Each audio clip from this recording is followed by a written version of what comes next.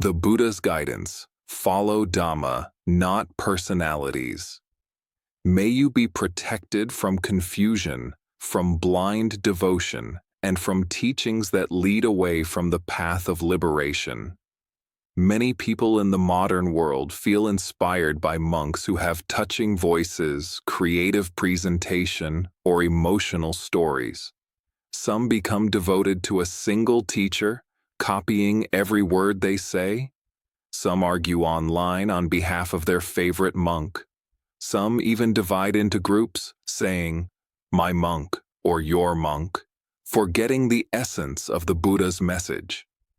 The Buddha spoke clearly about this danger. In the Mahaparinibbana Sutta, he said that after his passing, one should not depend on a single person as the final authority. He declared that the Dhamma and Vinaya themselves should be the teacher. This simple instruction protects the purity of the path for thousands of years.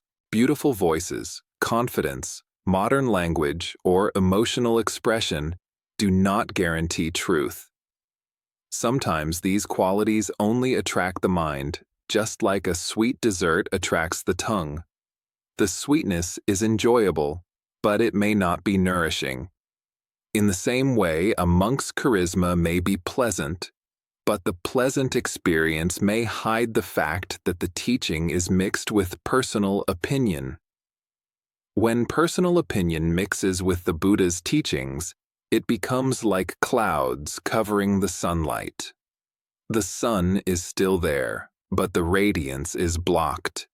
The Buddha taught that Dhamma should be examined through wisdom. He encouraged disciples to check whether a teaching leads to letting go, not clinging, to peace, not agitation, to compassion, not division, to simplicity, not gain, to clarity, not confusion.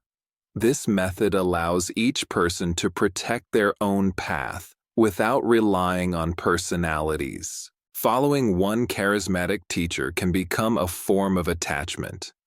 If the teacher changes their views, the follower becomes confused. If someone criticizes the teacher, the follower becomes angry. If the teacher stops teaching, the follower feels lost. This is because the foundation was placed on a person, not on the timeless Dhamma. The Buddha warned against clinging to anything that is impermanent, including spiritual teachers. The path to liberation does not require dramatic speech, poetic language, or emotional presentation. It requires the cultivation of the Noble Eightfold Path: right view, right intention, right speech, right action, right livelihood, right effort, right mindfulness, and right concentration. These qualities grow in one's own heart, not in another person's performance. A monk's true role is to preserve the teachings, not to invent new doctrines. When monks remain within the Vinaya and the Suttas, they protect the purity of the path. When monks create personal theories, they unintentionally lead others away from the core of the Buddha's message. This is why the Buddha said to compare all teachings with the Sutta Pitaka and Vinaya Pitaka. If a teaching agrees with these, we may accept it. If not, we put it aside respectfully. In the modern world, social media gives great power to a few voices.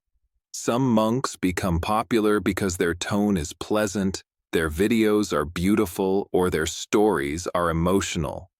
This can attract millions of viewers, but popularity is not a sign of enlightenment. The Buddha said that truth should be measured by its ability to reduce greed, hatred, and delusion. If a teaching leads to pride, blind faith, or division, then no matter how beautiful the voice is, it is not aligned with the Dhamma. When we rely on the pure teachings rather than personalities, we gain stability. If a monk disappears, the Dhamma remains. If a monk changes their style, the Dhamma remains. If two teachers disagree, the Dhamma remains. Anchoring our practice to the teachings protects us from confusion and disappointment. The Buddha's message is simple. Respect teachers, but follow the Dhamma. Appreciate their kindness, but examine their words. Listen with confidence, but reflect with wisdom. Let the teachings guide your life, not the personality delivering them. The Dhamma is like sunlight, clear, timeless, bright. Personal opinions are like clouds, constantly changing, sometimes helpful, sometimes blocking the light. When we look for the sun behind the clouds, we find the true direction. By practicing this way, we honor the Buddha, protect our own path, and keep the teachings alive with clarity and purity. May the blessings of the Buddha, Dhamma, and Sangha shine upon your life like a steady flame. May you see clearly that the message matters more than the messenger, and may your wisdom always guide you to follow the timeless Dhamma, not personalities, not voices, not appearances, but the truth that leads to peace, freedom, and awakening.